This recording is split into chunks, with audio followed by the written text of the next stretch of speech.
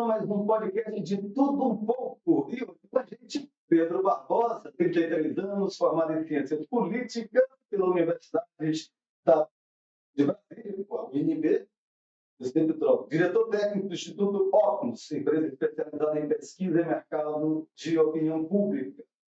Pedro também, não está aqui escrito, mas é mestre pela Universidade de Lisboa, em Portugal. E, recentemente, participou aí de um evento em São Paulo, participou do evento da Prece aqui no Ceará. Isso daqui a pouco faz algumas perguntas, nós vamos apresentar o Pedro. Pedro, seja bem-vindo ao podcast aqui um pouco, é um prazer tê-lo aqui conosco. Irmão, um prazer todo meu, agradeço o convite, né, a oportunidade de a gente conversar um pouco, né, sobre pesquisa, sobre política, que é algo que, para mim, se deixar, a gente vai embora aqui, não dá tempo de caber no programa, não. Então, Vamos falar um pouco sobre essa sua entrada, quando você voltou de Brasília, depois foi se especializar, fez o mestrado e veio fazer parte da instituição, do Instituto Ocnus. E como é que foi esse início, essa chegada na Ocnus até agora, essa evolução e a chegar ao cargo de diretor tão rapidamente, assim, tão jovem e chegar à direção de uma grande empresa nacional como é a Ocnus? eu me formei em 2011, e aí, logo que me formei, eu voltei para o Ceará, né? Morei mais de 10 anos em Brasília, né? Pouco tempo depois que me formei, voltei aqui para o Ceará, mas inicialmente eu nem imaginava trabalhar com pesquisa, né? Quando eu fiz ciência política e ao longo da minha formação, minha ideia era trabalhar na área de gestão pública, ser gestor público, né? Não necessariamente político, né? Mas trabalhar na gestão pública. Só que aí chegando, logo que eu cheguei era um ano eleitoral, um ano de eleição municipal, 2012, né? E aí, pelos próprios contatos que a gente tinha, né, tanto familiares quanto amigos, fui trabalhar dentro de uma campanha política, né?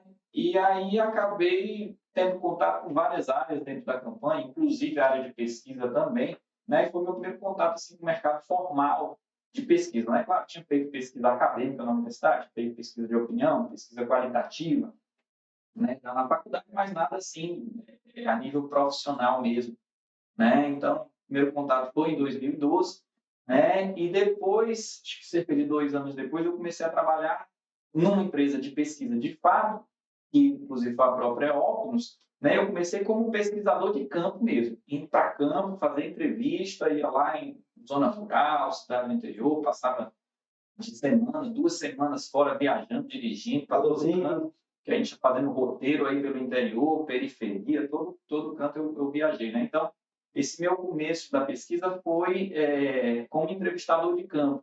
E aí foi um período assim muito bacana, porque eu fazia, claro, né, a entrevista e tudo, o entrevistador tem que ser isento, mas tudo aquilo ali, todos os temas que a gente estava pesquisando, né, ficava fervilhando assim na cabeça. Pode ser bacana, pô, esse tema aqui é legal e tal.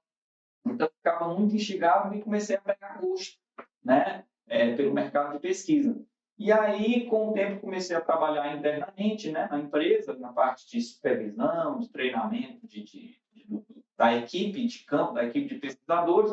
E aí, fui passando na verdade, acabei passando por todas as áreas de uma empresa de pesquisa, né? Então, desde o campo, desde a parte bem operacional mesmo, de treinamento, recrutamento, instrução, né, acompanhamento, supervisão, controle de qualidade, tudo, até que eu passei para a parte mais analítica, né, que aí já foi mais em linha com a minha formação, né, especialmente porque o principal público, nosso cliente dentro da Ocnus é o público político, né, são gestores públicos, são políticos, são candidatos, são coordenadores de campanha, marqueteiros, profissionais da comunicação, né? Então, nesse meio político, então acaba sendo uma área que eu tenho muita afinidade. Então, comecei para a parte de análise, né?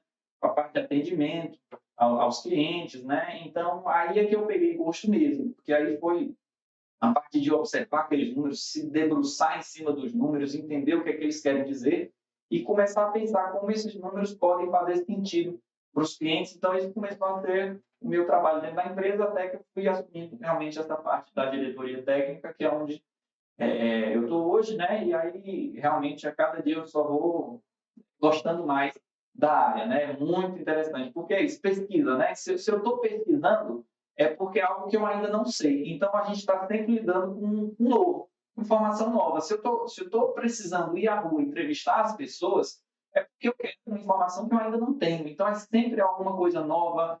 O mundo é muito dinâmico, o meio político é muito dinâmico, a gente está num momento de muitas mudanças. Então, é um mercado assim que, para mim, é apaixonante, é muito bacana. Eu queria que você falasse um pouco sobre o papel, tá, dos institutos de pesquisa hoje, tá, na atualidade. Como é que você colocaria assim, colocasse assim, a sua experiência da Opus e o papel dos institutos em si na atualidade? Como que está e como que vocês sentem as pressões sociais e as pressões políticas sobre essa função e o papel das empresas de pesquisa? É um tema hoje que, aliás, não só hoje, né? Sempre a gente tem assim, épocas em que os institutos de pesquisa estão muito visados, né? A cada 2 anos a gente tem eleição e aí os institutos de pesquisa são levados aqui para um holofote, né? Porque a cobertura da nossa imprensa é toda como se a eleição fosse uma corrida de cavalos. E o instituto de pesquisa é quem diz quem está na frente e quem está atrás. Então, todo mundo faz ali suas apostas, todo mundo tem sua torcida, e quem diz quem está na frente e quem está atrás é o instituto de pesquisa. Né? E isso agrada alguns e desagrada outros. Né? Então, sempre no ano eleitoral a gente está sobre os holofotes. Mas, muito além de simplesmente dizer quem está na frente e quem está atrás, o papel do Instituto de Pesquisa é tentar, de forma o mais científica possível, traduzir qual que é o sentimento da opinião pública. Né? Porque numa sociedade de massas, como nós temos hoje, o meio que nós temos que mais se aproxima da realidade do que de fato é a opinião pública é uma pesquisa de opinião pública. No caso, uma pesquisa amostral, como a maioria dos institutos fazem. Né? Por exemplo, você tem pesquisas de abrangência total, como é o caso do censo do IBGE, que vai lá e entrevista 100% da população. Mas ela não entrevista a população sobre temas diversos, sobre sua opinião, ela entrevista para aferir os dados demográficos, sociais, econômicos, etc. Né? Mas, para a gente entender e conhecer um pouco do pensamento das pessoas, a opinião das pessoas sobre os mais variados temas, o método mais assertivo que nós temos ainda hoje são as pesquisas de opinião pública. Mesmo com os avanços aí na parte, por exemplo, as redes sociais, né, que a gente tem aí o social listening tendo um papel importante para a gente auscultar, né, o que é que está vindo da população de forma espontânea, né, mas ele ainda não tem essa característica científica de quê? De ser representativo da totalidade da população. Você tem métricas digitais hoje, ou alguns aplicativos, mas não te dão amostragens bem calculadas cientificamente. Isso. Vão ser grandes empresas que têm realmente quase um censo, né? Ou seja, naquele uso da tecnologia é um censo. Sim. Dentro de um determinado perfil, né? Porque, por exemplo, se a gente for olhar a totalidade da população brasileira, nós ainda temos um percentual considerável de pessoas excluídas do processo digital, né? Não tem acesso à internet, não tem acesso a dispositivos que acessam a internet. Consciência para poder... Exato. Então, assim, ainda é um desafio. É uma ferramenta importantíssima e deve ser utilizada em todas as estratégias de comunicação, sejam políticas, sejam mercadológicas, né? Mas o instrumento que, de fato, ainda tem a maior capacidade de representar a opinião da totalidade da população, porque tem mais facilidade de chegar em todos os segmentos, hoje ainda é a pesquisa de opinião pública. Então, esse hoje, creio que seria o principal papel social dos institutos de pesquisa. Por quê? Porque é fundamental que se tenha uma noção de para que lado está indo a opinião pública. Isso aí é de interesse dos governos, é de interesse das empresas, né? É de interesse da imprensa. Né? A imprensa também é uma das formas de dar voz à opinião pública e por isso que nós costumamos ver uma relação tão próxima entre institutos de pesquisa e veículos de comunicação, porque os veículos de comunicação, uma vez que buscam dar voz a essa opinião pública, faz necessário que eles estejam próximos dessa opinião pública, né? Não tenham simplesmente seu posicionamento editorial sem considerar o que as pessoas estão pensando, os seus leitores, a população como um todo. Então, é muito comum, muitos dos clientes dos institutos de pesquisa são os meios de comunicação que têm interesse de saber o que as pessoas estão pensando sobre os temas que estão ali em pauta. É muito comum os editoriais, principalmente as colunas, né? Pistas, digamos assim, ir para o senso comum e ficar na rodinha e dizer as coisas como se fossem números verdadeiros. Hoje, os jornais têm uma responsabilidade maior de contratar institutos, como os institutos, para traduzir da melhor forma o inconsciente coletivo, que é a pesquisa. Recentemente, durante a pandemia, o Instituto Optimus fez um trabalho. Eu queria saber desse trabalho, foi feito várias publicações na imprensa, e vocês fizeram um trabalho durante a pandemia, né? E deu notoriedade a Optimus nesse momento. Foi um momento difícil para o Brasil todo, principalmente aqui na região que a Optimus está instalada, e isso criou uma relevância muito forte para o Instituto. Mas conta um pouco desse trabalho, como que vocês criaram, como que foi esse trabalho, e é óbvio que o mailing list, ou seja, o, o, o resultado de portfólio de comunicação foi muito grande. Globo, Sistema Verdes Mares, Jangadeiro, Teatro, ou seja, a grande imprensa acabou absorvendo esse estudo de vocês. Foi um trabalho assim que dá orgulho para a gente, né? Porque dentro do momento que a gente estava vivendo, né, lá no auge da pandemia, no momento realmente de lockdown, inclusive, né, a gente vendo aquela crescente de casos, crescente de óbitos, né? Então, a gente percebeu um esforço muito grande das autoridades públicas em ter informações com as quais eles pudessem trabalhar para definir o seu planejamento, que tipo de ações vamos tomar. E a pesquisa foi o quê? Que nós, na verdade, não foi uma pesquisa, foram várias pesquisas, né? Nós fizemos pesquisas epidemiológicas junto à população de várias cidades do estado do Ceará, as principais cidades, né, onde tinham os maiores focos aí da Covid-19, né? A principal delas, Fortaleza. E aí nós fizemos esses estudos em parceria com as secretarias municipais de educação e a Secretaria Estadual de Educação, não, perdoe, de saúde, as secretarias municipais de saúde e a Secretaria Estadual de Saúde, né? Onde a secretaria, com a sua expertise técnica na área de saúde, na área de epidemiologia, né, infectologia, e nós, com a nossa expertise na área de pesquisa amostral, de dimensionamento amostral, de análise de dados e expertise também em realizar, operacionalizar as pesquisas de campo. Então, nós fizemos essa parceria e fizemos a pesquisa que foi o quê? Nós queríamos dimensionar qual era a circulação viral naquele exato momento dentro da população do município, né? Então, o que é que acontecia? Nós tínhamos lá os centros de testagem, né, que tinham lá os seus índices, por exemplo, de positividade. Porém, aqueles centros eram buscados apenas por pessoas que, né, por algum motivo, tinham algum sintoma ou tinham tido algum contato com alguma pessoa infectada, por isso foram buscar a testagem, né? Ou seja, é um público específico que está buscando fazer esse teste. Então, eu não posso simplesmente considerar esse público aí como representativo da totalidade da população. A maioria das pessoas que não estavam com sintomas ou pessoas que não achavam que não tinham tido contato com ninguém, não buscavam ser testados. Então, há uma diferença nesse público. O que é que nós queríamos saber? Nós queríamos saber, dentro da população, por exemplo, do município de Fortaleza, quem naquele momento estava infectado de fato com o coronavírus, né? Então, nós devemos uma pesquisa amostral, quase como se fosse uma pesquisa de opinião pública, né? Por exemplo, a gente vai e ouve lá no jornal, o Instituto Optimus entrevistou 2.000 pessoas em toda a cidade de Fortaleza, essa pesquisa tem margem de erro aí de 2 pontos percentuais.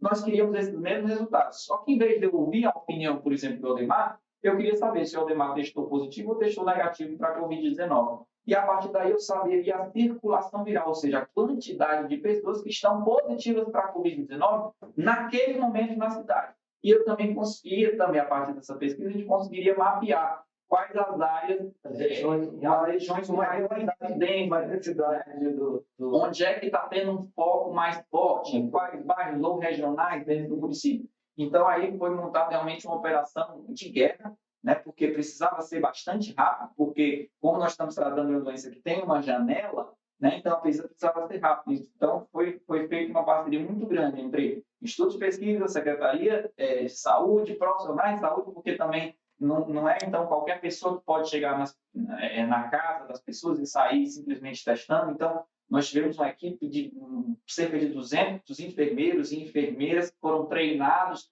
para aprender uma metodologia de seleção domiciliar, de seleção aleatória das pessoas que seriam testadas, ou seja, existia uma metodologia estatística para fazer a seleção dessas pessoas que seriam testadas, e aí nós fizemos esse estudo, foi repetido várias vezes dentro do município, e o intuito realmente foi esse, né, de municiar as secretarias de saúde com informações para aquele momento tão difícil que a gente estava vivendo. Né? Então, a gente percebeu que a gente poderia contribuir, né? E, de fato, foi um trabalho que nos enche de orgulho, porque é um momento que a gente sabe que foi necessário, né? Foi fundamental. Então, a gente poder contribuir um pouco, né? Porque a maioria de nós, né, se não éramos profissionais de saúde, a gente acabava ficando em casa, né? Sem ter muito o que fazer, né? Pô, aquela situação acontecendo, como é que eu posso ajudar? Fica em casa, né? Então, a gente poder ter dado uma pequena contribuição, que seja com a nossa expertise, então, para a gente é um motivo de muito orgulho. Então, foi uma ação rápida, inovadora e prática, ou seja, realmente construída com modernidade. Nem todo canto conseguiu ter essa atitude, né, esse insight de fazer esse planejamento e fazer realmente contratar um instituto, fazer a leitura que o instituto poderia ajudar e de que a pesquisa com um modelo de amostragem de determinado setor poderia ser aplicado e aproveitado. Ou seja, foi fantástico, foi uma grande sacada. E poucos estados fizeram isso. Né? Ficaram no ABC, eu acho que teve contribuições que a gente não vem ao caso de sair na rua, não usar máscara, etc. Enquanto o Ceará contratou uma empresa e vamos trabalhar para entender onde estão os focos e aí onde vocês acertaram, né? Eu não digo na mosca porque estava sem mosca, acertaram para ajudar na vacina, na contenção da disseminação do coronavírus. Muito interessante. E eu vi algumas matérias, e aí não foi de um dia para o outro, foi passo a passo, não se faz nada de um dia para o outro. Eu acho interessante. Né? O bacana, Edmar, é que esse tipo de pesquisas epidemiológicas, nesse caso, a pesquisa sorológica que foi realizada, ela é algo que existe dentro da área da ciência da saúde, né? As secretarias realizam, acadêmicos realizam, pesquisadores realizam. Eu acho que o diferencial que a gente pôde trazer foi, a partir da nossa expertise de operacionalização do projeto, conseguir dar celeridade, dar agilidade, permitir que fosse realizado no tempo que era necessário, né? Que era urgente. Né? Então, a gente tem essa expertise de conseguir entender e colocar essas pessoas no campo e, de fato, obter essa informação que a gente precisa dentro do tempo que é necessário. Eu acho que foi um diferencial que foi importante naquele momento. Exatamente o que eu faço, que eu citei, porque fica assim, se discute muita reunião, tem muita teoria, parece inovador, mas não vai para o action. A grande coisa do mundo moderno hoje é o action. Pode acontecer. Teoria, inteligência, técnica nós temos. Mas aí quer colocar tudo isso. Vamos fazer. Aí ficam os colarinhos sentados discutindo. Quanto é? E dá resultado. E aí fica a briga do ego de quem que vai ser a caneta que vai ter o sucesso e o aplauso ou não. Ou seja, foi action, ação. Né? Ou seja, isso já existe, metodologia já existe, mas colocar em prática na hora certa, com a tecnologia certa e com a expertise para poder ter ação. Isso é fantástico, né? Porque o que nos chama a atenção é que nós saímos na frente do Ceará, e a Ognes foi quem fico muito feliz, uma empresa cearense, e eu acho que isso tem que crescer muito. Vamos falar um pouquinho do evento recente, dois eventos. Vamos falar da PrEP, tá? Onde vocês mostraram e divulgaram um estudo que fala da importância de aprovações ou digamos assim, aprovação do executivo, né, do majoritário do executivo, ou de setores do executivo, de governos. Né? Você pode ter um governo um político, no caso, não bem avaliado, mas a gestão dele com 3, 4, 5 pastas muito bem avaliada e o governo também muito avaliado. Esses números que vocês apresentaram na prensa, o que eles trazem, qual é a importância de ter dessa avaliação? Por exemplo, agora, vamos começar pela avaliação geral de um ser, do gestor. Tá? Depois a gente vai para o político. Vamos separar o gestor, as avaliações, o que elas significam e o que se apresenta. O que a Prece ouviu da Opus nesse encontro? O evento, né, foi o Seminário de Prefeitos 2023, né, realizado, como você falou, pela Prece, Associação dos Prefeitos do Ceará, junto com o Sistema Verdes Mares, Instituto Futuro, né, e a aprovação do prefeito é basicamente, né, só para a gente entender em linhas gerais, né, é a opinião que as pessoas têm do gestor, do político, do mandatário, seja o prefeito, seja o governador, seja o presidente, né, e a aprovação ou a avaliação que as pessoas fazem dele, né, tem aquela avaliação pessoal e tem também a avaliação de governo, quando a gente vai avaliar, por exemplo, como você considera que está o desempenho do governo ou do prefeito, da prefeitura, na área de saúde, na área de educação, na área de obras, de infraestrutura, etc. Né? Então, de fato, existe um pouco essa diferença e tem governos que estão mais ou menos avaliados, né, em diferentes áreas. O que é que nós trouxemos com esse estudo? Na verdade, foi um estudo mais voltado para um estudo eleitoral, né? O que é que nós fizemos?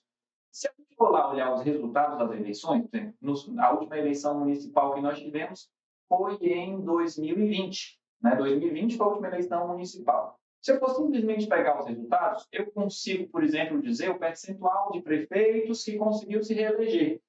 Eu tinha lá 100 prefeitos que tentaram a reeleição, 60 se reelegeram, então posso chegar aqui e dizer, 60% dos prefeitos se reelegeram. E eles estavam com boa aprovação? Isso. Aí esse é o outro ponto. Esse foi o estudo que nós quisemos chegar, né? Porque eu simplesmente dizer que 70% dos prefeitos foram reeleitos não me diz muita coisa. Então, o que é que nós aqui na ONU pensamos? E se eu pudesse diferenciar o nível de avaliação, de aprovação ou de desempenho dos prefeitos bem avaliados e dos prefeitos mal avaliados? Para isso, eu precisaria de pesquisa anterior. Isso o Tribunal Superior Eleitoral não tem, que tem resultado da eleição, mas ele não sabe se o prefeito que ganhou estava bem avaliado ou estava mal avaliado antes de ser eleito. Então, o que é que nós fizemos? Como a gente já vem desenvolvendo trabalhos aqui, especialmente no estado do Ceará, já há muitos anos, nós resolvemos resgatar todos os dados que nós tínhamos das duas últimas eleições municipais. Um rico banco de dados. Riquíssimo. Para a gente ter uma ideia, o Ceará tem 184 municípios.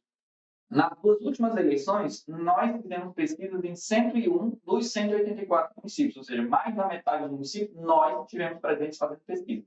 E diga, não estou falando de 101 pesquisas, estou falando de 101 municípios. O número de pesquisas foi maior, por quê? Porque em muitos desses municípios nós fizemos pesquisas tanto em 2016 quanto em 2020. Então nós tínhamos uma base aí de beirando aí 150 pesquisas, né? De 101 municípios diferentes. Então o que é que nós quisemos observar? A partir das pesquisas que nós realizamos durante os períodos eleitorais, nós tínhamos a informação de qual era o nível de aprovação daquele prefeito. E depois, com o resultado da eleição, eu sei se ele conseguiu ter sucesso ou não. Você subiu da aprovação dele, se ele manteve na aprovação, você caiu na aprovação para ver o poder de eleitoral deles e exatamente o percentual o quanto de força política. O que é que o senso comum vai nos dizer? Né? Que um prefeito bem avaliado tem muito mais chances de ter sucesso numa eleição, seja para se reeleger, seja para fazer o seu sucessor, do que um prefeito mal avaliado. Isso é senso comum, isso aí você não precisa do Instituto de Pesquisa para dizer isso. É uma lógica, porém, o que é que nós quisemos mensurar? O quanto ele tem mais chance? Então, nós quisemos quantificar, trazer isso em números. E aí nós vamos observar. Então, dentro da nossa base de dados, nós fizemos ali uma estratificação. Eu separei em vários grupos. Eu separei em 4 grupos. Prefeitos com nível de aprovação até 40%, que eu consideraria mal avaliados, aprovação até 40%. Ou seja, eu tenho ali 40% de aprovação, tenho 60% de aprovação que me desaprova. Então, eu tenho uma maioria de pessoas contrárias à minha gestão. Separei uma segunda camada, que seria de 40% a 59% de aprovação, uma intermediária. Outra de 60% a 79% de aprovação, já bem avaliada. E aí, a camada superior de 80% ou mais de aprovação, que nós temos municípios com prefeitos assim tão bem avaliados, né? E aí nós vamos observar qual a diferença do nível de sucesso desses prefeitos. E aí foi o que a gente conseguiu obter dentro das últimas Aí deu uma taxa de rate. Exatamente. Você criou uma taxa. A gente conseguiu identificar o índice, o nível de sucesso dos prefeitos de acordo com a faixa de avaliação em que eles se encontram. Agora você criou um fator, Exatamente. um número percentual proporcional, um número X de probabilístico. Exatamente. Por exemplo, um prefeito que tem até 40% de aprovação, ele tem X% de chance de ganhar uma eleição, seja para se reeleger, seja para fazer o seu sucessor. Que no caso de um prefeito com menos de 40% de aprovação, era melhor a gente falar da chance de derrota, porque a chance de sucesso é quase nula, pelo que nosso estudo mostrou, né? Que aí eu queria até lhe perguntar, vamos lá, a gente pegou esses prefeitos até 40% de aprovação. Se você tivesse que chutar, qual o percentual dos prefeitos cearenses que se encontravam nessa condição? Quantos por cento dos prefeitos estavam nessa situação de aprovação? Menos de 40% de aprovação. Chute aí. Menos, eu acho que metade dos prefeitos estavam nessa. Metade dos prefeitos estavam nessa linha aí. De baixo. Era um momento desgastante. Pós-pandemia, no meu empirismo, no meu feeling, metade dos prefeitos cearenses estavam nessa linha de candidatos à sucessão, por exemplo. A candidato à sucessão. E a reeleição piora mais ainda, porque se você está ruim, ainda tem que reeleger alguém, aumenta mais ainda. Mas eu boto a metade. Em 1984, 90 prefeitos estavam abaixo de 40. Pelos nossos dados, nós tínhamos exatamente um terço dos prefeitos nessa condição. 33% dos prefeitos cearenses dessas duas últimas eleições tinham 40% ou menos de aprovação quando entraram na campanha eleitoral. Sim, né? Ou seja, porque o governo dura lá 4 anos, né? Você tem altos e baixos durante a avaliação. Então, nós pegamos que momento histórico do mandato? O momento anterior ao início da campanha eleitoral. Porque depois que entra na campanha, aí você tem outros fatores que vão influenciando mais rapidamente na formação da opinião das pessoas. Então, vamos lá. Desses prefeitos, desses 33% mais ou menos de prefeitos, sabe qual o percentual que conseguiu sucesso na eleição? 6%. 6%. Ou seja, como se assim, de 100 prefeitos, 6 somente conseguiram ganhar a eleição, seja se reeleger ou fazer o seu sucessor. E outros 94 iam perder a eleição. E aí você tem um terço dos prefeitos cearenses que estão nessa condição de entrar numa eleição praticamente com a eleição perdida. Por quê? Porque não cuidaram da questão durante os 4 anos. Não cuidar da imagem da gestão, nem da imagem pessoal, o que a gente costuma dizer. Foram se preocupar com imagem, foram se preocupar com comunicação. Na eleição. 3 meses para começar a eleição. Eu conheço isso, que eu passei 40 anos fazendo campanha e recentemente, no final da eleição, faltando 15 dias, me chamaram para fazer uma eleição já perdida. Eu disse, polarizada, eu disse, difícil, e realmente difícil. Essas leituras a gente faz há algum tempo. É óbvio que se você chegou no estágio científico e tecnológico de inteligência artificial, de processamento de dados, de que a gente não tinha, né? Há 20 anos atrás, em outro momento, eu trabalhei há 30 anos atrás, não dá para comparar o que se tem hoje como o que a Oculus tem demonstrado, a Oculus e as empresas, vamos falar de outras também, estão alcançando. Né? E, voltando sobre essa questão desse número, por que a teimosia dos gestores não acompanharem continuamente, de 3 em 3 meses, no mínimo, como se fosse uma necessidade fisiológica de um coração indo para o Beleléu, de medir a gestão e a imagem dele? Por que eles são tão resistentes quando não é caro? Ele não fazer o que tem que ser feito para se reeleger e cuidar das coisas que têm que ser feitas. Por quê? O que é que tem na cabeça do gestor público que gasta errado um monte de coisa, mas não faz métricas para saber como que anda a estrutura dele, onde estão os erros para ele não ficar ouvindo dos outros? tem uma máxima, né, do marketing político que fala, né, eleição mais cara é a eleição que se perde, né? Então, assim, realmente é uma questão cultural ainda, né? Uma questão cultural de gestão baseada em dados, né? E aí nós temos dados de diferentes formas. Felizmente, nós estamos vendo, né, um movimento dentro das administrações públicas e aí também as administrações públicas municipais, que é um movimento mais lento, né?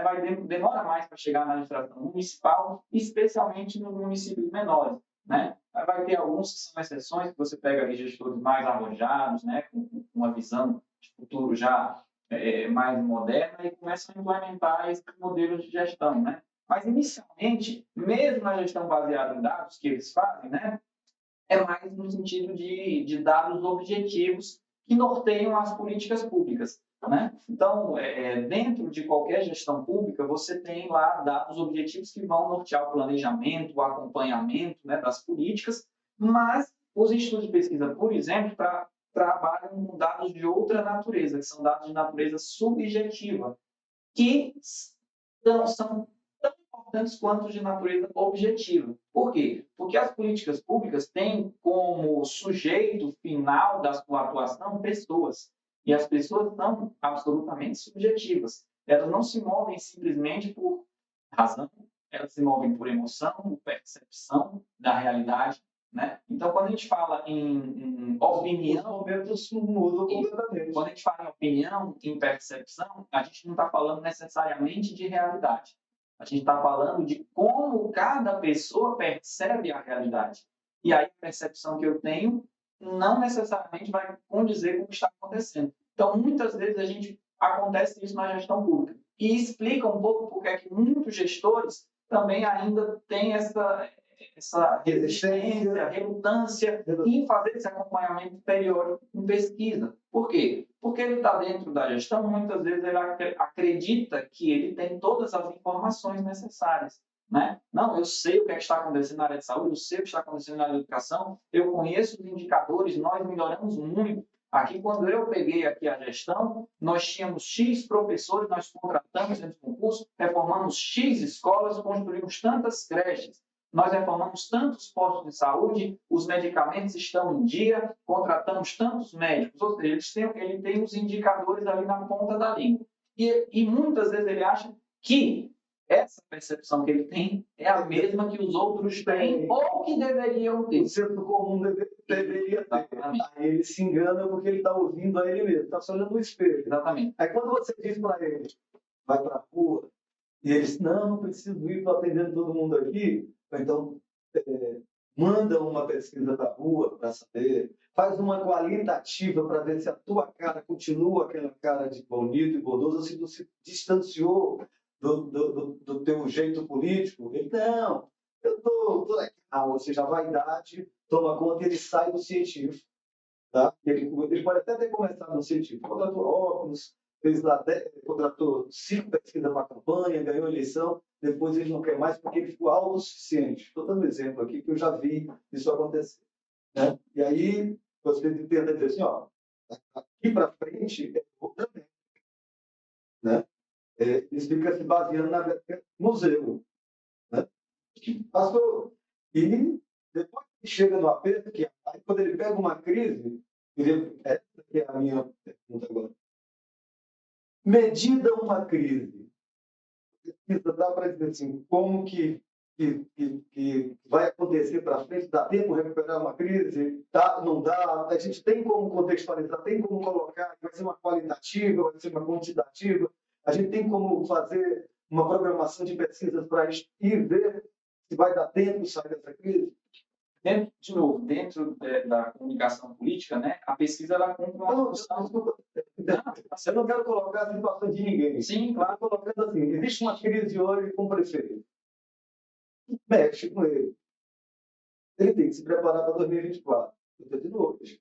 Então, daqui a 2 meses, daqui no máximo 6 meses. Porque 6 meses, eu acho que 6 meses, se não tiver uma crise mesmo forte, vai ter recuperar. Veio para os 40%, menos dos 40%. Mas eu digo assim, como que você orientaria, assim, ó, se você tem uma crise, você deve fazer...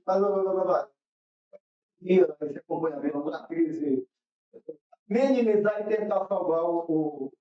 Qual é o papel da pesquisa dentro de uma estratégia política, né, pensando assim em longo prazo, né, seja uma estratégia de comunicação e de imagem, tanto de um mandato, quanto de uma gestão, quanto de uma campanha, de uma pré-campanha, a pesquisa ela tem uma função de diagnóstico, né? Ela vai me trazer informações para que eu tenha uma correta leitura do momento, né? A pesquisa em si não vai ter uma capacidade prognóstica de lhe dizer o que é que vai acontecer daqui para frente e nem é ela que vai dizer o que é que você deve fazer. Ela identifica o quê? Qual que é o problema, quais são as fortalezas, quais que são as ameaças. Vai nos permitir fazer uma leitura de momento, uma pesquisa, né? Um conjunto de pesquisas, ela já me permite muito mais que isso. Ela me permite não só ver a fotografia, ela me permite ver o filme. Então, eu consigo comparar determinados indicadores ao longo do tempo. Olha, agora você está assim, mas há 3 meses você estava maior ou menor. E aí, a partir daí, nós vamos usar as informações que nós temos para interpretar esses dados. Então, Eudemar, você é o prefeito. Você tinha lá 70% de aprovação. Agora você está com 58, 3 meses depois, você caiu 12 pontos. Vamos estudar aqui o que é que aconteceu nesses 3 meses. Olha, aconteceu isso aqui, teve um Ministério lá no município que teve um caso, teve uma denúncia, teve isso, teve aquilo. Então, a gente precisa ter acompanhamento periódico para a gente conseguir entender ao longo do tempo qual que foi o impacto dos acontecimentos dentro da opinião, da percepção que as pessoas fazem do gestor, da gestão, das políticas públicas do município. Por exemplo, se eu não acompanho uma pesquisa, espero ter uma crise, por exemplo, para avaliar a minha imagem. E aí avalio. E minha imagem está ali, sei lá, 40% de aprovação. Mas eu não tenho nada para trás para comparar.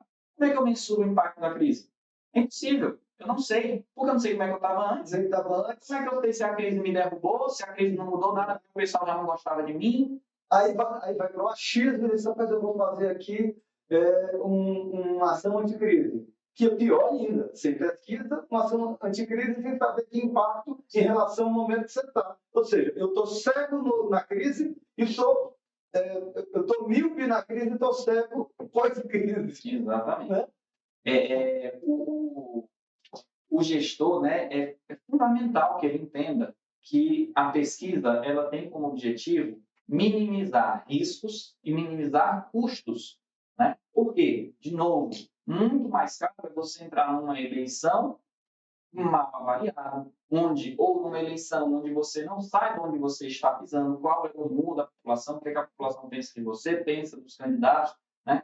Quanto mais bem avaliado o prefeito, né, mais fácil assim, né, eu vou colocar entre aspas, depois a gente explica, vai ser a eleição. Né? Quando a gente fez aquela estratificação, propício vai ser a eleição.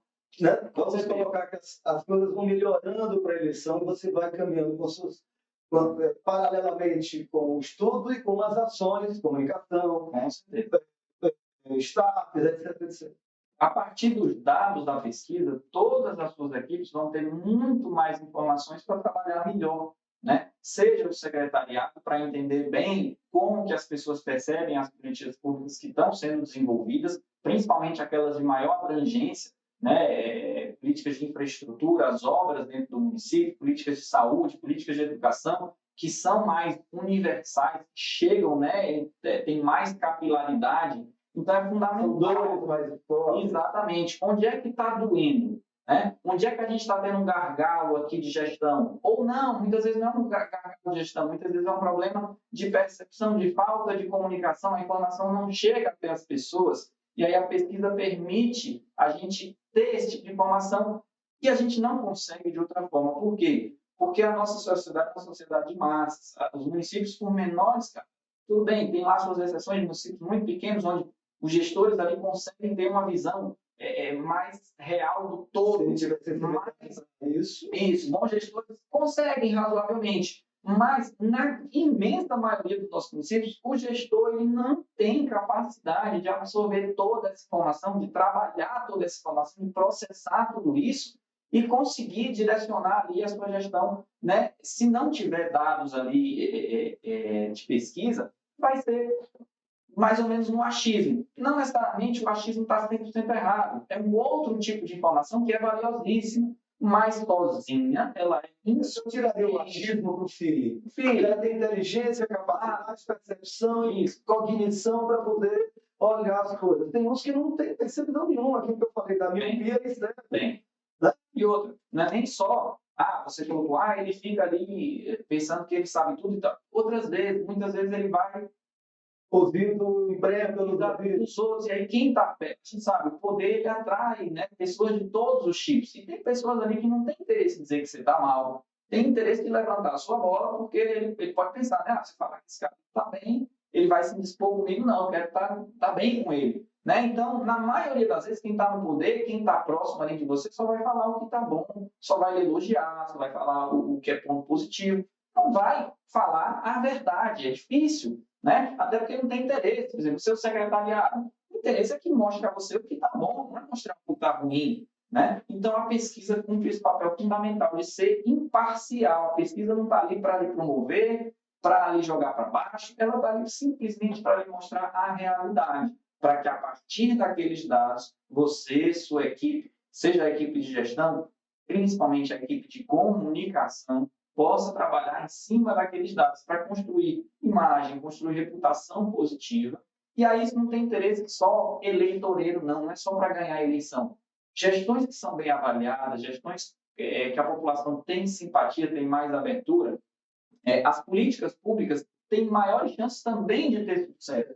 Se estão bem aceitas pela população, se a população compreende, se as informações são transparentes, se chegam até as pessoas e se são bem planejadas, conversado com a população, ou seja, não é simplesmente acabou aquela história do técnico que se tranca numa sala e ele ali planeja tudo, ele sabe tudo, ele sabe o que é que você precisa, o que é que você não precisa, como a política vai ser feita ou não. Acabou essa ideia do burocrata que fica ali isolado no mundo. Ele tem que É importante ir atrás da persona, que é o público, entender a demanda do público e trazer isso de forma bem E trabalhada. a comunicação é fundamental. A gente tem que estar combinando com a população. Olha, o problema é esse, a pessoa, ela me relatando qual é o problema, se sentir ouvida.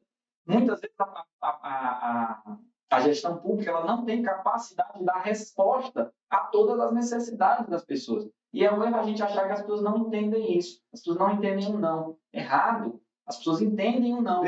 Contanto que, ao longo do tempo, eu construa relacionamentos, construa proximidade, construa confiança, construa reputação, construa imagem. Né? Um prefeito que está em constante comunicação com a população e está antenado com quais são as demandas, as necessidades, ele tem muito mais chance, por exemplo, de comunicar à população, inclusive quando a prefeitura não tem capacidade de dar resolução a um determinado problema. Ou então, se é um problema pontual, por exemplo, que é comum, determinado município ali naquele distrito está com problema de medicamento. E a prefeitura não tem como resolver agora, porque demora uma licitação, tem que depender do governo do estado, de um repasse, tudo. Mas a gente já viu vários casos onde isso se torna uma crise para o município e onde o gestor tira de letra. Por quê? Porque é um gestor que goza da confiança da população, que tem uma imagem, tem uma reputação. Exatamente. E quando ele vai lá e conversa com as pessoas entendem. Não, se ele está dizendo que não pode, é porque não pode. Porque quando a gente tem problema e ele pode resolver, ele resolve. E ele conversa, ele vem, ele é um prefeito que está aberto, é um prefeito que está presente na cidade, é um prefeito que sabe dos problemas. Mas ele ouviu antes. Ele ouviu antes. Antes de chegar lá, ele já sabia o que as pessoas iam ouvir. Né? A gente sempre fala no marketing que assim, você não tem que fazer o que você quer. Que a grande maioria, aí eu não sei, se hoje nas pesquisas, quando a gente fazia os questionários, você colocava alguma coisa de qualitativa para saber mais ou menos que realmente as pessoas estavam ou não percebendo algo, tá? E não só dizendo números. Você tinha a compreensão dela sobre imagem mesmo. Como que está a imagem, se gosta, se tem alguma coisa. Ele saía sempre alguma coisa que você ia verificar e tinha um fundo de verdade. Aí eu quero dizer, a pessoa tem medo de dizer, mas quando um diz, onde a fumaça está fogo. Então, você começa, hoje tem mais ferramentas, hoje eu acho que você vai falar da viagem a São Paulo com tecnologias que agregam, eu não vou antecipar da spoiler, né, sobre movimentos, sobre leituras, sobre arquétipos, estão ficando cada vez mais sofisticadas as abordagens para técnicas de pesquisa, e isso, oh Deus. Mas antes da gente chegar nessa parte aí, que eu acho fantástica, eu acho que você conversou comigo esses dias, eu queria fazer uma pergunta seguinte. Eu tenho na minha cabeça, e eu queria saber do Pedro, que vem acompanhando esses últimos anos do Ceará, que dois caras, dois políticos, vou citar o nome dos dois, fizeram um planejamento de carreira baseado em gestão e política. Eu quero saber se realmente eles fizeram isso e se teve circunstâncias que os atrapalharam, mas eles são talvez uma das maiores lideranças hoje do Ceará. Ex-governador, ex-presidente da Assembleia, ex-prefeito de Sobral, Cid Ferreira Gomes. Ele planejou toda a instituição, toda a gestão e imagem dele. Ele foi prefeito, cuidando da prefeitura e cuidando da imagem dele.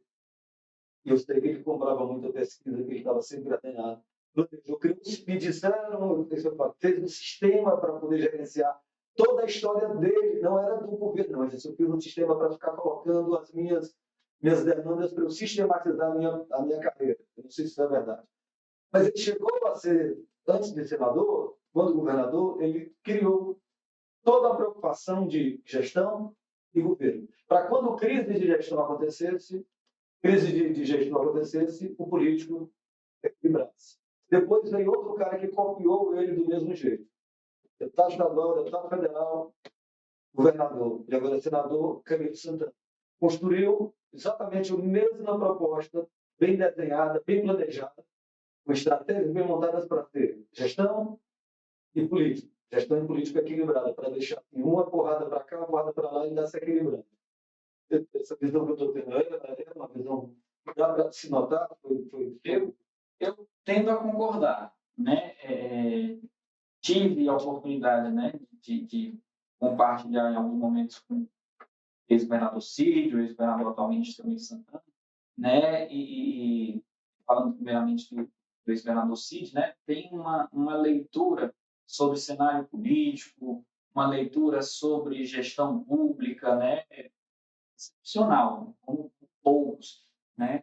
E o Ceará é um estado assim que eu diria que é extremamente felizardo pelo histórico de gestores públicos que nós tivemos nas últimas décadas, né? E aí eu não me limitaria apenas para mim, no Cid, e ia mais para trás, né?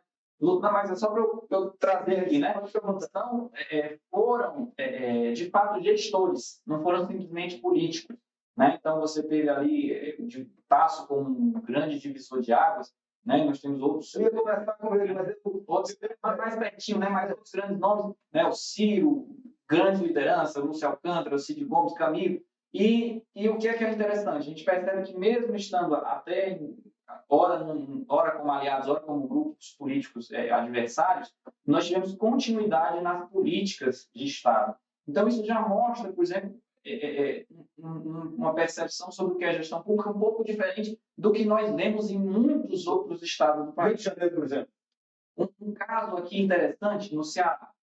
O Ceará, a gente que acompanha com pesquisa de opinião, né, o humor do eleitorado, aqui nós não vivenciamos, por exemplo, em nenhum momento, eu digo isso com bastante segurança, uma demanda da população por pessoas de fora da política, outsiders, né?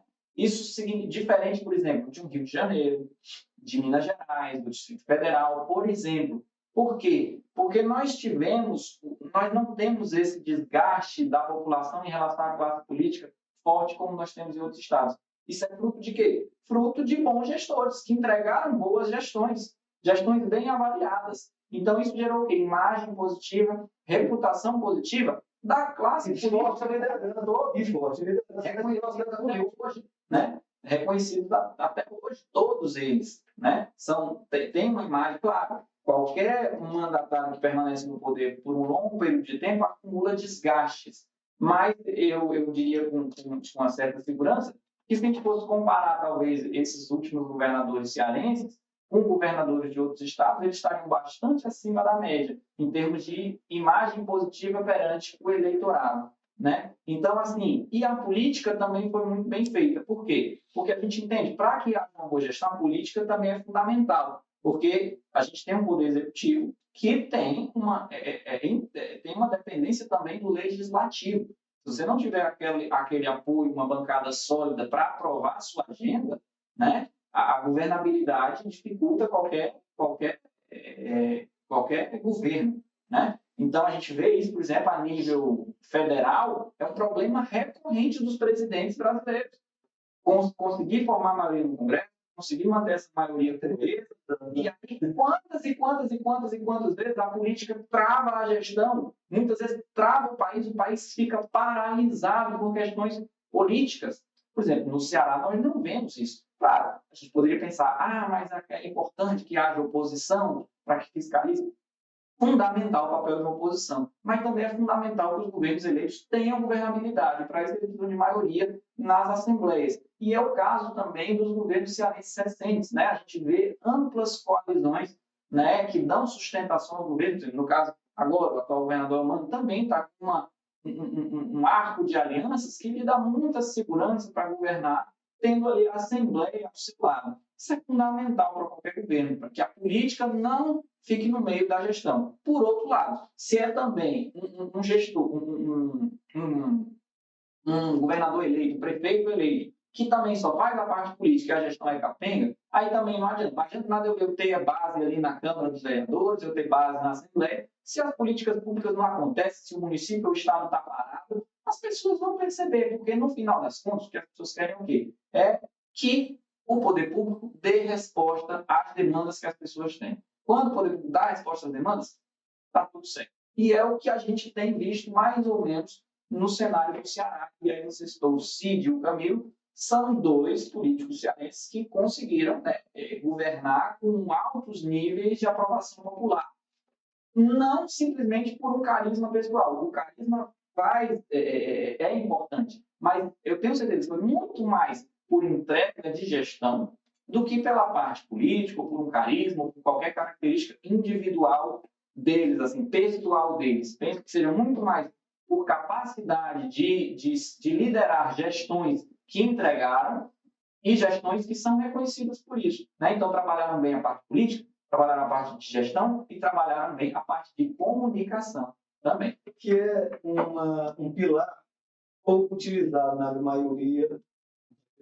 Dos 184 municípios do Ceará, eu talvez diria que 4 de comunicação. Eu estou botando 4. Vou botar 14? Não, vou botar 24. Eu vou tentar, estou saindo, estou tentando, vou botar 50. Médio. Se você exagerar, ainda é pouco, né? Ainda é pouco. Porque a última coisa que eles fazem, eles enchem de pseudo-comunicadores, enchem de favores e não tem uma estratégia. Se você não tem uma estratégia, você não está na estratégia de alguém. Se você não sabe para onde vai, tudo caminho certo. A questão pública, a comunicação é muito mais difícil que uma empresa privada. Eu não estou no shopping, mas eu trabalho como gestor do shopping. Vai lá, vai ficar. Vou para a diretoria, isso aqui. Ok, pode fazer. Ok, não dá, na próxima. Tchau, eu vou, pego, aplico, faço o resultado cobrado, falei, perfeito. Liberdade e o acesso à comunicação e às métricas. Pô, só para você ter ideia, sabe quantas? Eu tenho 30 mil seguidores. Eu vou contar aqui, misturando um pouco. Eu tenho 30 mil seguidores no Instagram, construído há 8 anos. Eu faço 5 mil alcances, 5 milhões de alcances em mês. 30 mil. Sou um dos maiores influencers da. Por quê? Por conta do mix de 36 lojas. Os interesses são muitos, todo mundo querendo olhar a americana.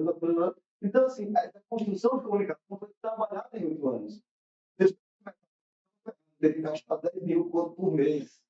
Eu gastei 30, 20 por cada impulsionamento e aprendi a alimentar os impulsionamentos e fazer o que as pessoas queriam, porque eu entendi o que as pessoas queriam e a gente entrega isso.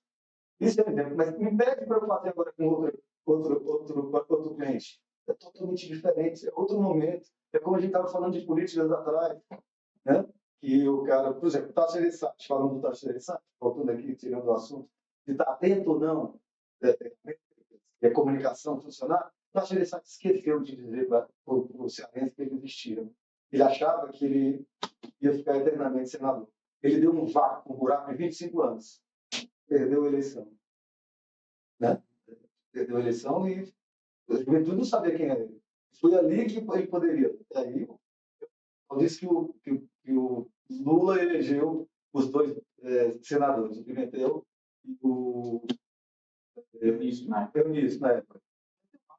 E foi o Tássio que perdeu aquela vaga. Na minha opinião, não foi o Lula que chegou com voto desse, mas voto desse. Eu acho que o Lula aí foi uma sorte do Pimentel tentar. O Pimentel não teria, foi porque o Tássio tinha uma força maior no Estado do que o Pimentel. O Pimentel era como o Pimentel com toda a carreira dele, com toda a capacidade que ele tinha, mas para aquela vaga de senador, mas o Tássio esqueceu de fazer o trabalho, que eu até entendo que ele se acomodou à zona de conforto. E depois ele foi de novo querer ser senador, porque ele poderia sair do mapa da política e já tinha feito tudo o que ele queria. Mas eu acho que por vaidade, ele disse, não, eu quero terminar minha carreira como senador. Isso foi se candidatou depois.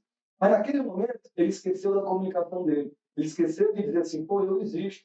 E deixou um buraco muito grande na imagem dele. Porque as gerações mudam. Né? As gerações mudam. E o recall dele fica pequeno, porque aí você entra quem? Entra outros caras que vão. Ciro Gomes atropelou com o recall. Cid atropelou com o recall. E fica para trás que não cuida dos números. Pô, como é que eu estou no Senado? Né? E aí, fazendo essa análise. Hoje, o maior líder político do Ceará é o ex-governador? Político, no sentido de liderar junto ao eleitorado ou junto ao segmento político? Aí são duas coisas importantes a gente distinguir, né? Nem sempre, por exemplo, o líder político é o que também consegue capitanear eleitoralmente a vontade, né? O eleitorado. Ele vem de um antigo governo. Tá? Ele é um antigo governador. Então deve ter mais recall. Parece bem. Como liderança política, eu não sei como que os partidos estão nos braços dele. Mas assim, hoje, com recall, com imagem, o Camilo é o cara mais visto desse estado hoje. Eu acho que a gente não, e aí eu não preciso nem falar como pesquisador, né? Não, está saindo da pesquisa, porque eu não precisaria nem ser pesquisador para responder, né? Se a gente fosse simplesmente se debruçar sobre os números das eleições, acho que fica claro, né? O ex-senador Camilo Santana, o resultado que alcançou na última eleição foi, de fato, uma demonstração de força, uma demonstração realmente da preferência do eleitorado em relação à sua liderança enquanto político. Né? Então, a votação para o Senado foi realmente avassaladora e o resultado da eleição do governador Armando Freitas já no primeiro turno. Né? Foi claro que você tem a onda Lula, você tem vários fatores aí que contribuíram para isso, você tem uma polarização entre Bolsonaro e Lula, que acaba minando candidaturas que não estão associadas a nenhum nem outro. Então, por exemplo, uma figura aqui no Ceará, provavelmente não existisse essa polarização Lula-Bolsonaro, teria um destaque maior, seria o candidato Roberto Cláudio, que estava associado aos irmãos, né? E o Capitão Wagner ali acabou sendo um dos personagens da polarização local, né? Porque por mais que ele, durante as campanhas, tente se afastar, os adversários jogam ele para dentro do ringue, jogam ele daquele lado, e a percepção das pessoas, na sua maioria, é de que ele está naquele lado. Você colocou, comunicação não é só dizer o que eu quero, né? Eu preciso entender o que as pessoas percebem. E ficou muito claro, muitas pessoas percebem o Capitão Wagner como um expoente ligado ao Bolsonaro. Né? Mas se ele queira se distanciar, a maioria do eleitorado enxerga ele dentro desse espectro político. Né? E aí, o resultado de uma vitória já no primeiro turno, que eu acho que ninguém esperava, francamente, talvez ali já no finalzinho pudesse imaginar que era possível. Mas anteriormente, imaginava-se a campanha com uma candidatura competitiva, claro, com chances de vitória, mas talvez no primeiro turno, acho que penso que alguém no segundo turno. Isso, então, já ter alcançado esse resultado no primeiro turno é uma demonstração muito forte da liderança do Camilo Santana e da preferência do eleitorado pelo grupo que hoje ele lidera. Né? E acabou com essa própria vitória eleitoral, acabou naturalmente consolidando uma posição de liderança política dele também dentro de um grupo. E a gente acompanha esse racha, né, que houve, principalmente PT e PDT, que vinham aliados, né? Muitos do PDT se alinharam ao Camilo, né? Hoje, né, tem uma ala, especialmente aqui de Fortaleza, né, mais distante, mas a maioria do PDT hoje é alinhada, né, com o governo do Estado, do governador Clã, com a liderança também do Camilo. O Cid continua um líder, né, fundamental, mas reconstituindo o partido, mas com relações muito próximas, né? Cid, Camilo, né, como liderança do PT, que não é a única, o PT é um partido diferente, né? Dos outros, não tem assim um cacique que comanda e manda em todo mundo. Isso não acontece muito no PT, né? Então é uma das lideranças, hoje, acho que sem dúvida é a principal liderança política no Estado hoje é o ex-governador Camilo Santana e referendado pelas urnas, né? Foi um bom processo natural. Nós já chegamos já quase uma hora, mas a gente vai ter um pouquinho aqui que eu quero falar sobre 2024. Tá? Vamos ter bem rápido sobre 2024. É o seguinte, quem não se preparar com números vai sofrer, né? 2024. 2024 precisa de números, precisa estar atento a números o tempo todo. Não dá para ir no achismo, não cabe no achismo. E pronto. Eu não diria que vai sofrer, né? Vai correr mais riscos. Vai correr mais riscos e possivelmente vai ter custos mais altos. Gente, o que eu estou querendo dizer é o seguinte, a pergunta é, fazer. Quem for candidato e não fizer pesquisa e não tiver atento métricas da comunicação que ele está fazendo quando ele investir, né? Porque pesquisa é uma coisa, métricas de comunicação é outra. E outras medições dentro de treinamentos, de profissionalismo, né? E uma delas é a pesquisa, por isso que eu fiz. Quem não tiver números, que é o caso do Instituto de Pesquisa. Sem dúvida nenhuma, correr mais risco. Por quê? Porque eu não sei onde é que eu estou pisando. Eu não sei em que patamar eu estou. Né? Aí eu não posso dizer, se você tiver pesquisa, você não ganha uma eleição. Não posso dizer isso. Né? Se o gestor é bem avaliado, está fazendo o dever de casa, faz uma campanha redonda, mas dificilmente o cara fazer a campanha redonda sem ter pesquisa. Né? Já demonstra que não está redonda. Né? Mas, assim, é possível, claro que é possível. Né? A maioria das pessoas vem fazendo campanhas sem basear em pesquisas e uns ganham, outros perdem. A questão é essa, eu quero minimizar meus riscos e minimizar meus custos. Por que eu falo também minimizar custos? Mas vamos ter que pagar por uma pesquisa? Sim, mas a pesquisa vai me permitir o quê? Eu potencializar a minha imagem, a minha reputação, a confiança que as pessoas têm em mim e vou conseguir ser muito mais eficiente no meu trabalho de comunicação e de gestão. Então, eu vou ter muito mais resultados. Por quê? Porque minha atuação é direcionada, eu vou entender qual é o problema, eu vou ter uma orientação tanto de ação quanto de discurso. A gente pega clientes que são de situação e em alguns municípios nós pegamos clientes que são de oposição. Aí você falou em quando a gente faz questionário, né? Aí a gente vai fazer questionário, às vezes, com uma pessoa que é de oposição. E aí o que eu boto no questionário lá inteiro, boto lá logo 2, 3 páginas, é de avaliação da gestão do prefeito. Aí fala, não, eu não quero saber da gestão do prefeito, não, eu quero avaliar o meu nome, como é que eu estou.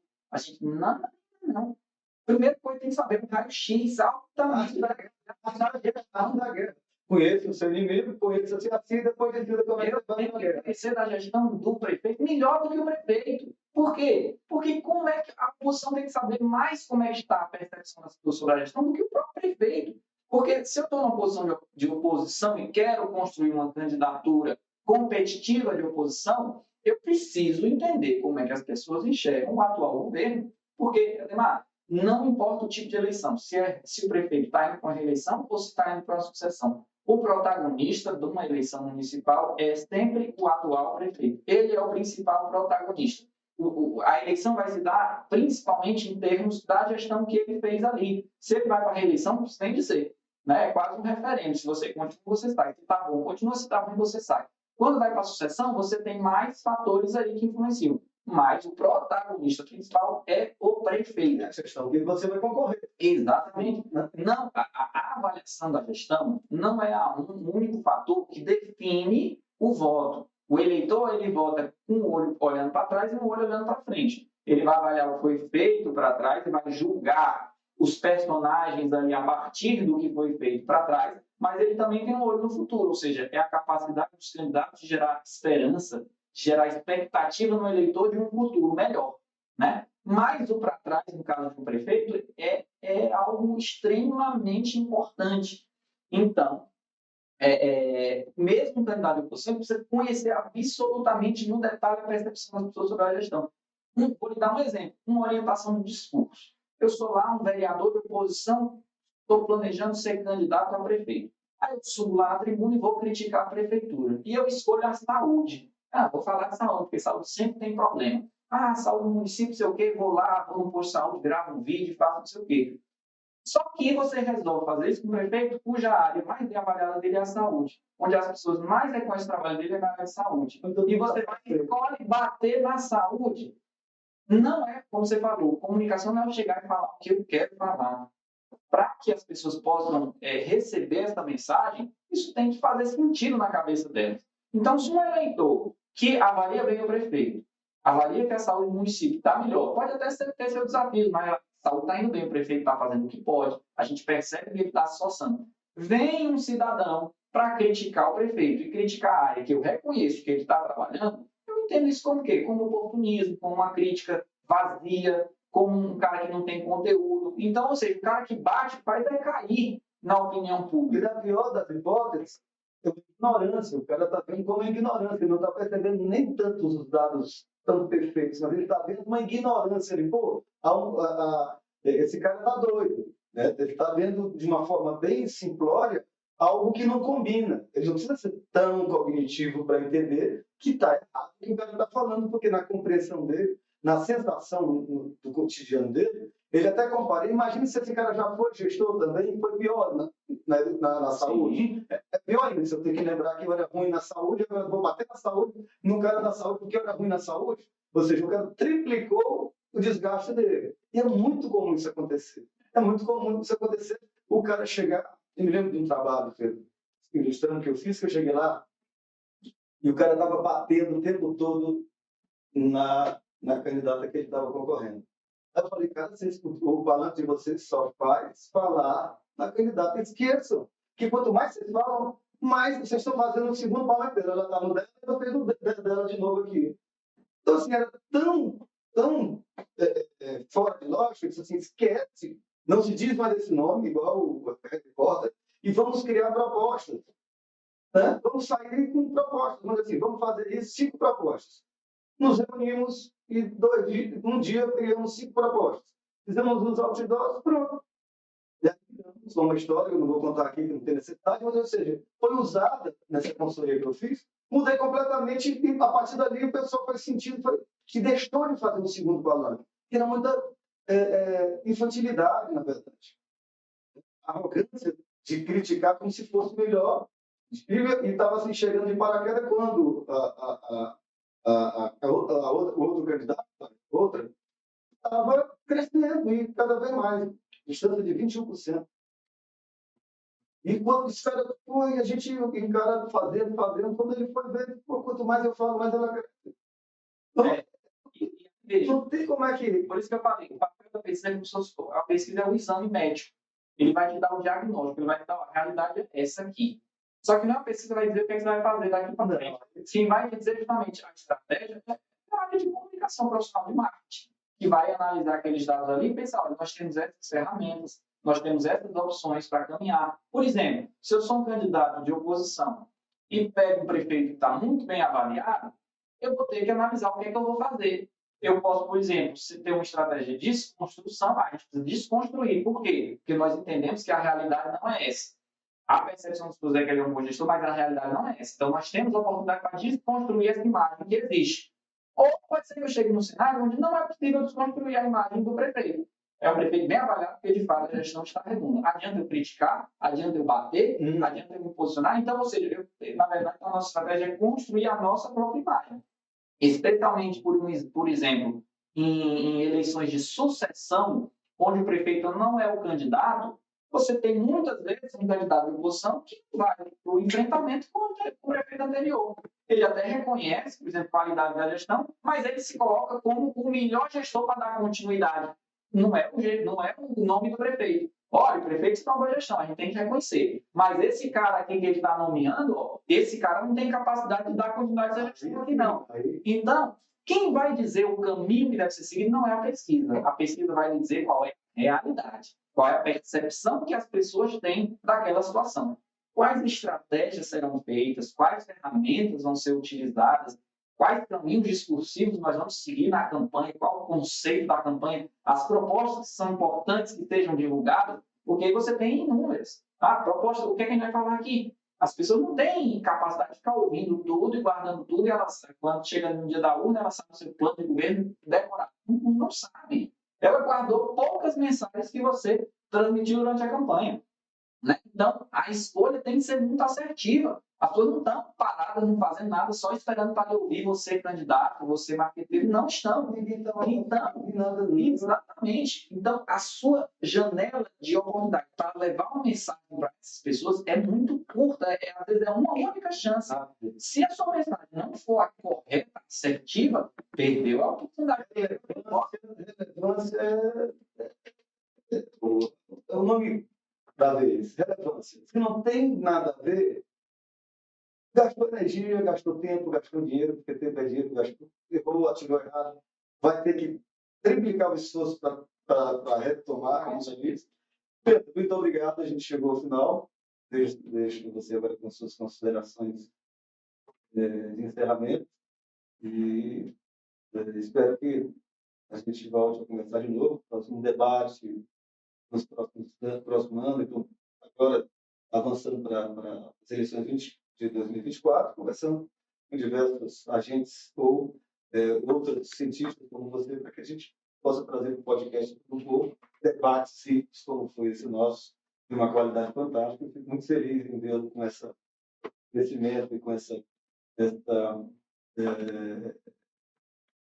voo aí como diretor da Opus e com grandes aprendizados e grandes conquistas. Agradeço demais o convite, né? Como eu falei, falar sobre política para mim é um prazer. Eu gosto demais, converso em bar, converso em casa, converso em qualquer lugar. A gente podia aqui ir embora. E ainda mais quando você vai falar política, especificamente sobre pesquisa, que aí é a que eu aprendi a gostar, a me apaixonar mesmo. Então, é um prazer cumprimentar todo mundo que está acompanhando aqui o podcast. Né? Uma iniciativa bacana demais. Podem contar comigo, eu venho com o maior prazer de mundo sempre. E é isso. O bate-papo foi muito bacana e eu até gosto muito da oportunidade de falar um pouquinho mais sobre o mercado de pesquisa, porque é algo que ainda a gente falou, né, no meio político especialmente ainda não há tanta cultura, né? Os gestores, alguns estão despertando, mas você tem uns que são arrojados, que já estão trabalhando, né, muito bem com as informações que a pesquisa é capaz de trazer, mas ainda tem muita gente que está lá atrás. E aí, eventualmente, vai pegar uma universidade que não vai estar lá atrás com ele, aí vai ser deixado para trás, vai comer de poeira. Né? As pessoas às vezes pensam, você fala isso porque você quer vender pesquisa. Não é porque a gente acompanha, a gente tem os resultados. Né, que a pesquisa é capaz de trazer, não a pesquisa sozinha, mas a pesquisa ela precisa, inclusive, também de profissionais que vão saber trabalhar com aquelas informações. Então, você ser um gestor capaz de montar uma equipe, né, uma equipe bacana, uma equipe capaz de entregar, seja no âmbito da gestão, seja no âmbito da comunicação, é fundamental. Mas a pesquisa é justamente a nossa fonte de dados, é a fonte de informação para que essas equipes possam trabalhar bem, porque senão elas vão trabalhar com informações insuficientes. Né? Claro, você tem profissionais que têm saberes acumulados aí que são fundamentais para desenvolver um bom trabalho na gestão pública. Mas a pesquisa, ela, repito o que eu falei logo no começo, ela hoje ainda é o mecanismo que tem maior capacidade de nos traduzir qual é a opinião pública sobre qualquer tema. Né? Então, seja gestão de crise, seja no acompanhamento ou no planejamento das políticas públicas, das ações de governo, e aí chegando mais para frente nas campanhas eleitorais, né, definição do conceito da campanha, a imagem dos candidatos, nível de conhecimento dos candidatos, potencial de voto, rejeição. A gente falou muito de eleição aqui, né? Mas, por exemplo, um ponto que a gente costuma falar hoje quando a gente vai apresentar, fazer uma pesquisa para um cliente, né? A gente tem lá aquele bloco de perguntas sobre a avaliação da gestão e tem a parte eleitoral. Normalmente, o cliente está mais preocupado com cenários. Esse candidato aqui, se eu botar ele, se for esse, se for aquele. muitas vezes falo assim, francamente, isso aqui vale muito pouco ou quase nada. Isso aqui vale muito mais para ter o marco zero, para daqui para frente a gente começa a avaliar. Mas não queira, não imagine que isso aqui vai refletir a eleição, não. Isso não reflete a eleição, é impossível refletir a eleição. As pessoas não estão nem um pouco preocupadas com a eleição agora. Elas estão preocupadas com a vida delas. E estão certíssimas. Então, o que é que a política influencia na vida delas agora? É quem é que vai ser candidato? Quem vai ser? Quem está no partido tal? Se é vereador? Não é isso. O que a política interfere na vida dela é o quanto a política é capaz de trazer benefícios para a vida dela ou não, ou de dificultar a vida dela. Então, é só isso. Então, é com isso que as pessoas estão preocupadas hoje. E é para isso que a gente tem que olhar hoje. E como as pessoas avaliam hoje a gestão, qual o humor das pessoas, se no município há um sentimento de continuidade, há um sentimento de mudança, quais as áreas que as pessoas reconhecem um bom trabalho do gestor, quais as áreas que estão mais carentes, onde que são as demandas, né? Isso são as informações principais hoje. Eleição só é importante mesmo na época da eleição. Agora a gente monitora para a gente ter um acompanhamento ao longo do tempo. Por que isso? Pesquisa é um conjunto. Precisa do filme. Cada pesquisa é uma foto. Se eu tiver várias fotos, eu passo elas e consigo enxergar um movimento, um filme, uma tendência, para onde está indo. E quando eu identificar a tendência, para onde está indo, fica muito mais fácil. Olha, está indo nesse rumo aqui. Então, nossa estratégia está funcionando. Ou não, o que a gente pensou lá atrás não está caminhando dessa forma. Vamos ver o que é que precisa ajustar. Então, tudo isso a pesquisa vai permitindo, né, a gente trabalhar com segurança, tanto a gestão, quanto a pré-campanha, quanto efetivamente quando chegar na época da campanha eleitoral. Fantástico. O podcast de tudo um pouco chega ao fim. Se você gostou, dá um like aí, compartilhe com seus amigos, marca o sininho. Muitíssimo obrigado. Valeu, Pedro Barbosa.